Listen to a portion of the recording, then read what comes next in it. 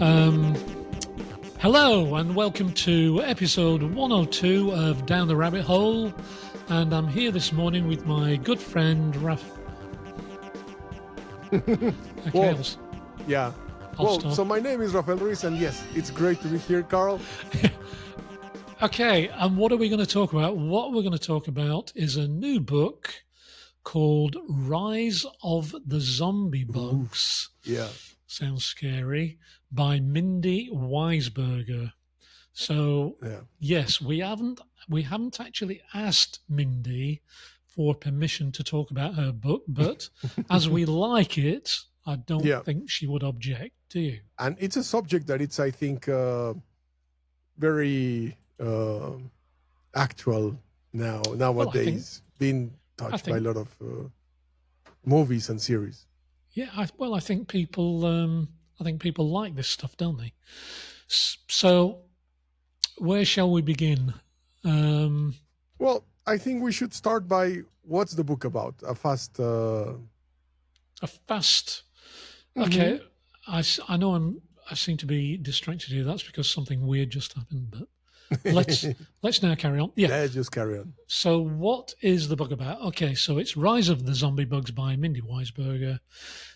So, first, what is a zombie bug? So, a zombie bug is any insect that has become host involuntarily, I might add, to a parasite, right? So, these are not invited guests, these are uninvited. And basically, the parasite modifies the host's behavior to suit its own ends, usually to do with reproduction, right? Yeah. So, and the complexity that some of these parasites go to achieve their reproductive ends is really quite amazing. And it's generally referred to as host-altered behavior. Yeah. And it is based in the parasite trying to achieve the aims of its life cycle and reproduce.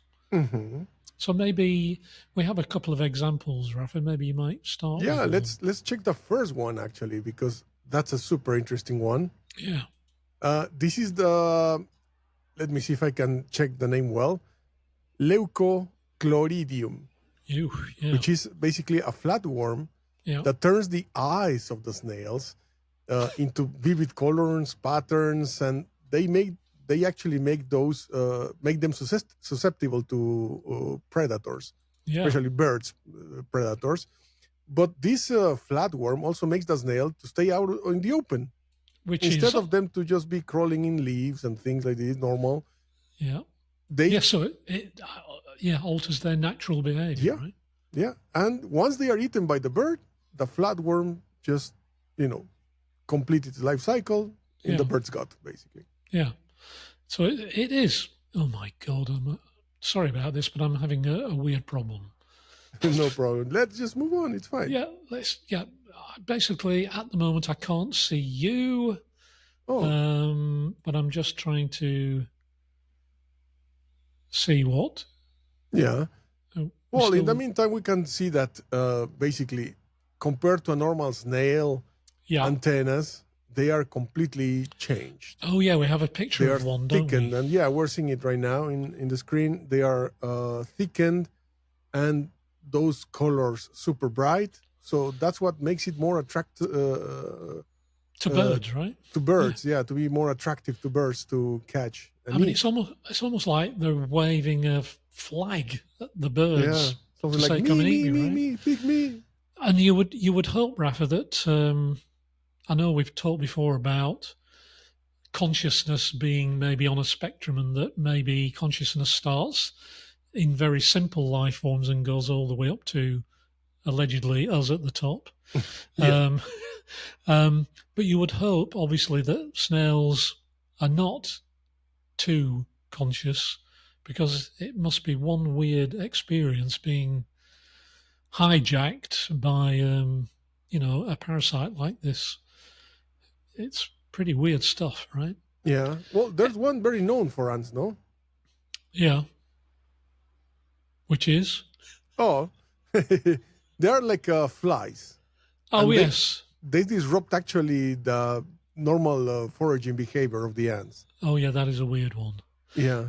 Yeah, I don't know what that one's called actually, but the fly lays its eggs in the ant's thorax. That's his kind of Ugh. rear Uh-huh. body, which is, doesn't sound very pleasant. But the larvae then hatch and develop, make their way to the ant's head, and then make the ant's head fall off. Now, I'm not. I did read a little bit about this, and I couldn't quite figure out what was the point of that. The purpose of that, yeah. But maybe it's that it immobilizes the ants. Yeah, so they can use the rest of the body for as like takeaway food or incubator. something. Yeah. Yeah. So Ugh. it's pretty horrible, right? And of course, then we get to maybe the one that's been made most famous, shall we say? Oh yeah. In more recent times with a video game and a TV series, which is cordyceps, which is actually apparently a family of parasites. Fungi, yeah. Yeah, but it has the unpleasant effect of actually going straight to and infecting the brains of many insect species, and it then kind of makes them behave in a way that is completely unnatural for them.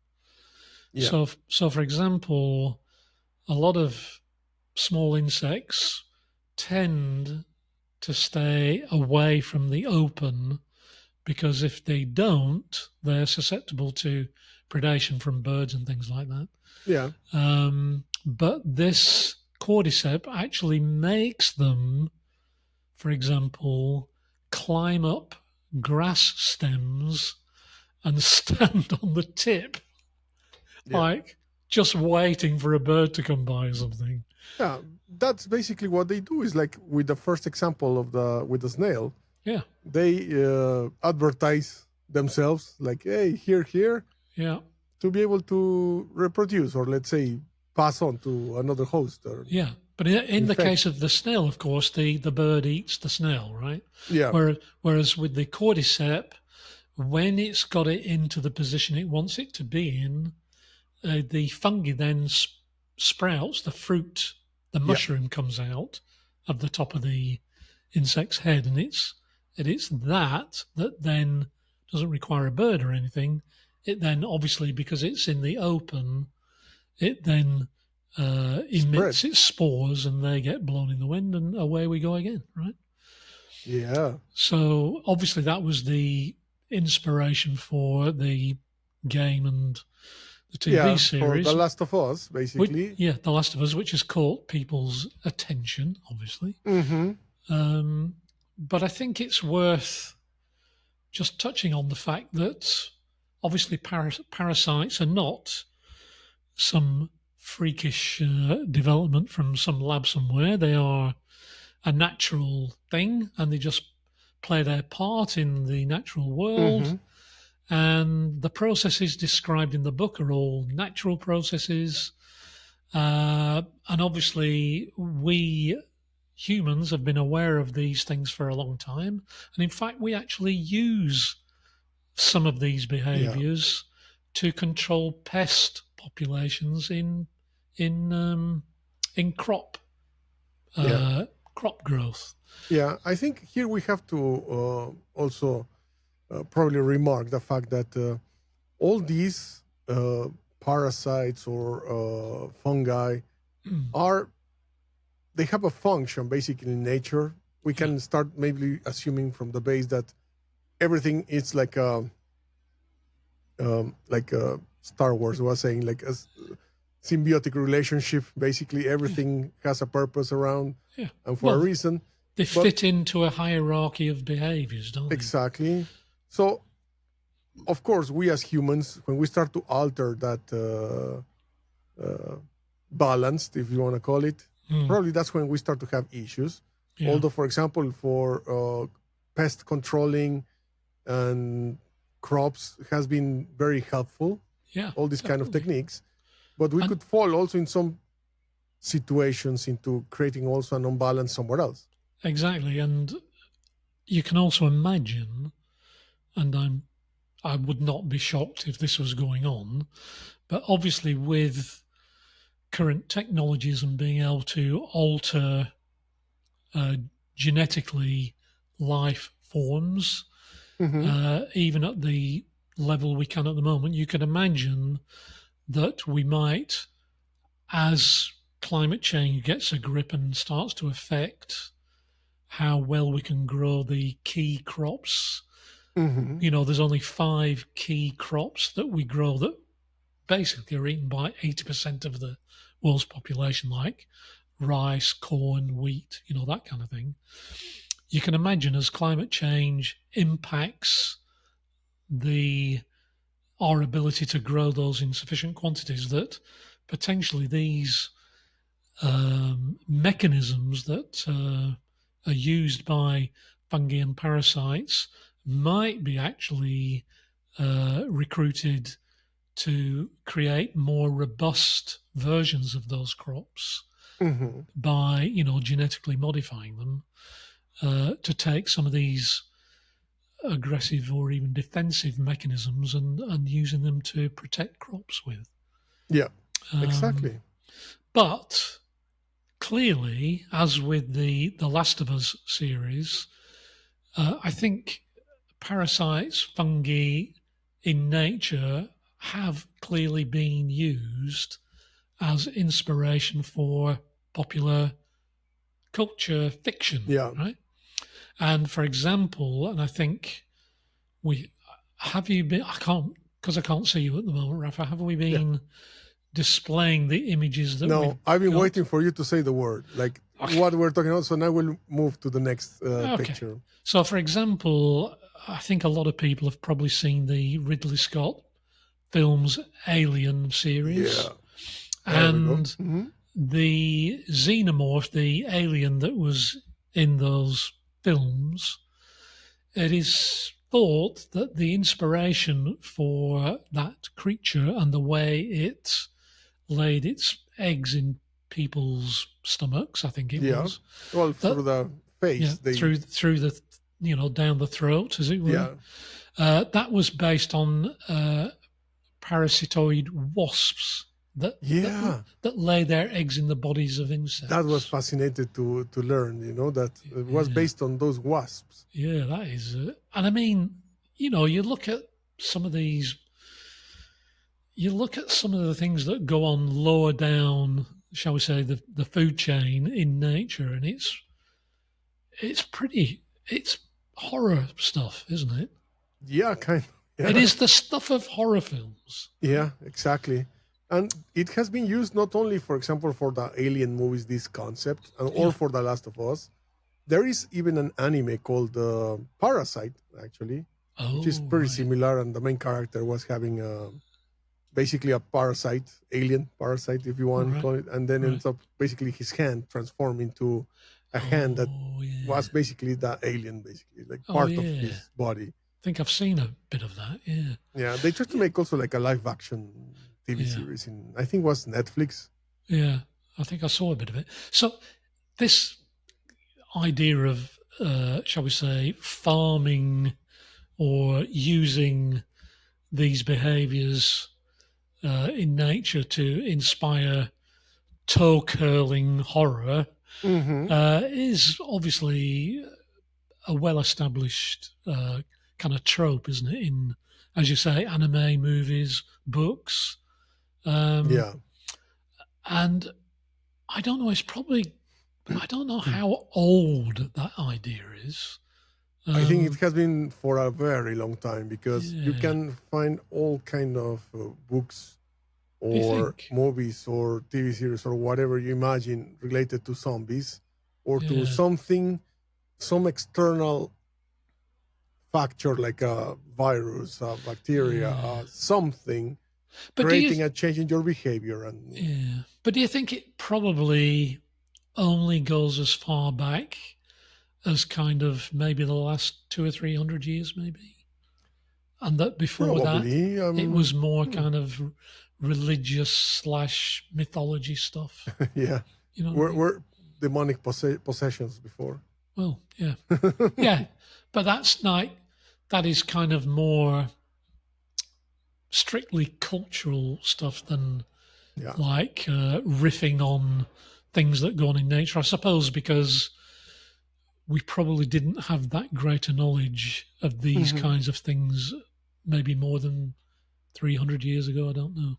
And also, I was also thinking about the Industrial Revolution and obviously people then gathering in cities more probably led to an explosion in scientific knowledge and food growing and all these things became more more aware. Anyway, one thing we should cover is the that ending. Yeah, we keep talking about, this happens to insects and blah blah blah, but actually there is I didn't know this until I put these notes together.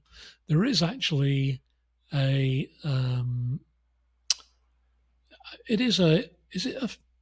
I don't know whether it's a fungi or a parasite, actually. It's a parasite. It's a parasite, I think.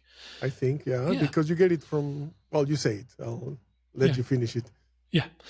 It's called Toxoplasma gondii, and it can cause serious harm to humans, and it can even alter their behavior, which I wasn't entirely aware of. And it causes an illness called toxoplasmosis in humans, and you can catch it from cat feces. Cats. I thought you'd like to know that, Rafa, because you're a cat lover. But and because this is like the how can we call it, the scary word for all pregnant women. Oh, right. Basically, so everybody knows this word toxoplasmosis and that know that you can get it from cat feces. And that one thing that I didn't know, besides the fact that, can create malformations or, affect the fetus and so on. That's why it's recommended for pregnant women to not be near cats or cat feces. Right. But that thing of altering the human behavior, that was something interesting. Yeah, well, we've actually got a link. Maybe we might include it in the notes. But toxoplasmosis, this illness in humans, has actually been linked to rage episodes and suicidal behavior in humans, which is like, I didn't know that. No, not at all. Anyway, I included a link to a description of this kind of stuff in humans, if anybody's interested.